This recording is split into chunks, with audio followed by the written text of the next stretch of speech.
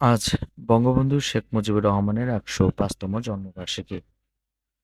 ১৯২০ সালের এই দিনে গোপালগঞ্জ জেলার টুঙ্গিপাড়ায় এক সম্ভ্রান্ত মুসলিম পরিবারে জন্মগ্রহণ করেন তিনি। বাবা শেখ লুৎফর রহমান ও মা সায়রা খাতুনের ৬ সন্তানের মধ্যে তিনি ছিলেন তৃতীয়।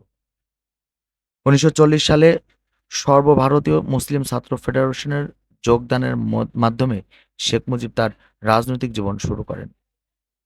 ১৯৪৬ সালে তিনি কলকাতা ইসলামিয়া কলেজে ছাত্র সংসদের সাধারণ সম্পাদক নির্বাচিত হন। তিনি ১৯৪৯ সালে তৎকালীন আওয়ামী লীগ মুসলিম লীগের পূর্ব পাকিস্তান শাখার যুগ্ম সাধারণ সম্পাদক নির্বাচিত হন। ১৯৫৩ সালে তিনি পার্টির সাধারণ সম্পাদক এবং ১৯৫৪ সালের যুক্তফ্রন্টের টিকেটে ইস্ট বেঙ্গল লেজিসলেটিভ অ্যাসেম্বলির সদস্য নির্বাচিত হন। ন্যায়ের পক্ষে অবস্থায় নেওয়ার বাঙালি জাতির অধিকার আদায়ের লক্ষ্যে আজীবন সোচ্চার এই অবিসংবাদিত নেতাকে রাজনৈতিক জীবনের বহুবার কারাবরণ করতে হয়।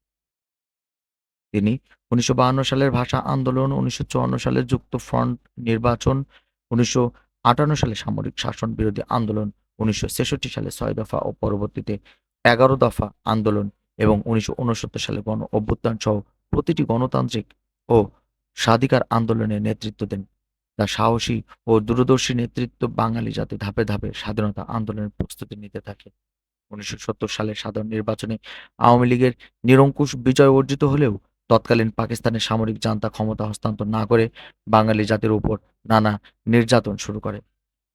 বঙ্গবন্ধু ৭১-এর ঐতিহাসিক ৭ই মার্চের ভাষণ স্বাধীনতা সংগ্রামের ডাক দেয়, যা ইউনেস্কোর international memory of the world রেজিস্টার-এ অন্তর্ভুক্তর মাধ্যমে বিশ্ব প্রামাণ্য ঐতিহ্য হিসেবে স্বীকৃতি লাভ করেছে।